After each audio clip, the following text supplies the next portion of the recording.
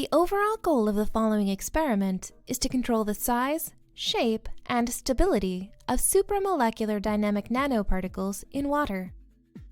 This is achieved by the design of self-assembling or polymerizing discotic amphiphiles, whose molecular structure is coded for both attractive and repulsive interactions. This results in a frustrated growth mechanism, yielding self-assembled nanoparticles in water with a controlled spherical shape. As a second step, the salt concentration of the aqueous solution is increased, which weakens the repulsive interactions encoded in the molecular structure of the discotic amphiphile. This induces a sphere-to-rod transition.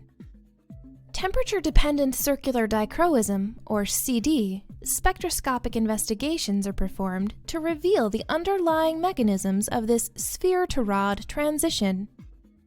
In addition, a combination of analytical techniques, such as cryogenic transmission electron microscopy and nuclear magnetic resonance, are used to measure and visualize the transition from one type of aggregate to the other.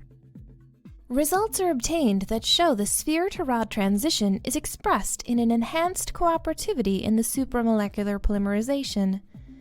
This originates in a transition from an anti-cooperative process in nanoparticles of restricted size to a fully cooperative nucleation elongation mechanism that leads to very large supramolecular polymers, in this case, dynamic nanorods.